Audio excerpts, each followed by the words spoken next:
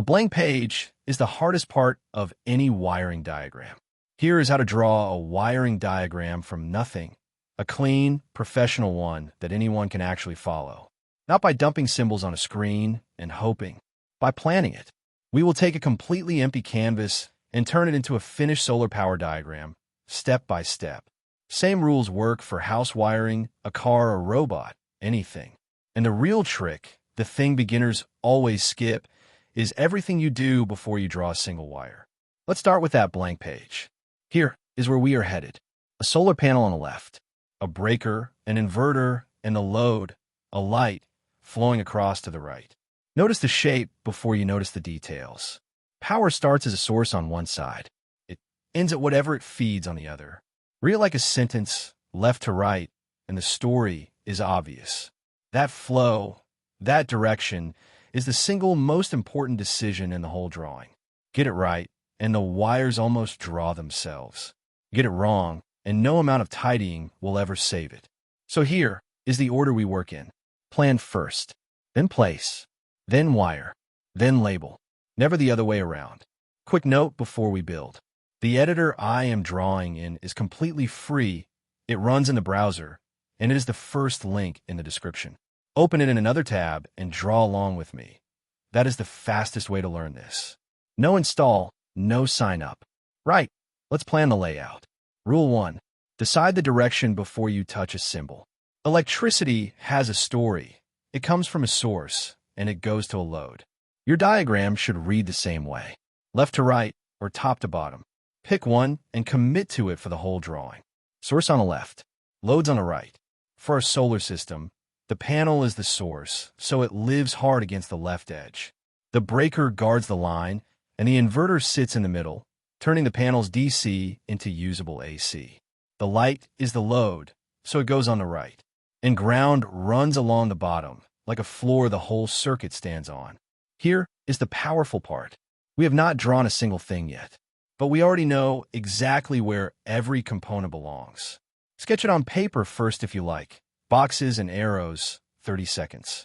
That is planning. And it is the whole difference between a diagram people trust and one they quietly squint at. Now we place. Watch how the layout matches the plan exactly. Solar panel, hard against the left. Then the breaker, guarding the line coming out of the panel. The inverter, dead center. The light fixture over on the right as our load. And a ground along the bottom rail. Every symbol clicks straight onto the grid, so nothing lands crooked. Now spacing. Keep the parts evenly apart. Give each one room to breathe. Enough gap for wires and a label to sit between them without crowding. The most common beginner mistake is jamming everything into one tiny corner to save space. Don't. White space is not wasted space. That breathing room is exactly what makes the finished diagram readable at a glance. Rule 2. Respect the grid. See how each component snaps to a line as it lands? That is not decoration. Aligned parts make aligned wires, and aligned wires are what make a diagram look engineered instead of doodled. So line your symbols up in real rows and columns. Keep the gaps between them consistent, same distance every time. If two parts sit at slightly different heights, the wire between them needs an extra bend. And every extra bend is one more place for the readers to trip and get lost. Straight, level, evenly spaced. The grid is quietly doing half the work for you. Let it. Rule 3, and this is the big one. Keep every wire at right angles. No diagonales. No esbupin curves. Real wiring diagrams run horizontal and vertical only. Clean corners, like the streets on a city map.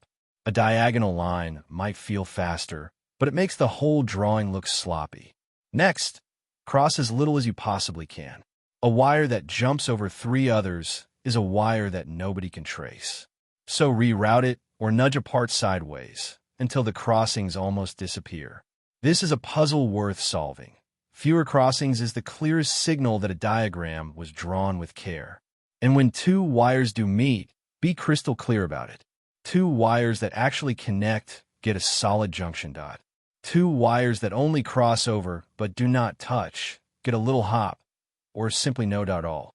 Mix those 2 up, and you have told the reader a lie about the circuit. That means joined. No, that means just passing by. That single rule prevents more real wiring mistakes than anything else on this list. Now let's wire it the right way. From the panel's positive terminal, straight across to the breaker, out of the breaker into the inverter, and from the inverter onto the light. Watch each wire as it lands. Every one turns at a clean right angle, all on its own. No diagonals, no guesswork. The return path runs along the bottom rail, back to ground, closing the loop. And because the parts were planned and spaced first, the layout stays readable, even where two wires have to cross. This is the payoff for all that planning.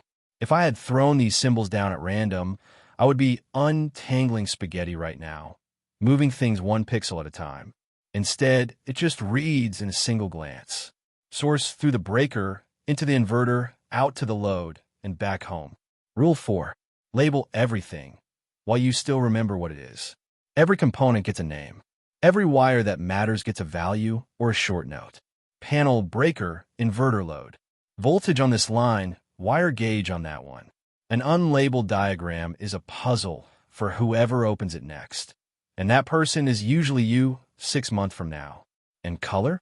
Use it with discipline, never for decoration. Pick a meaning and stick to it. Red for positive, black for negative, green for ground. 2 or 3 colors at the very most.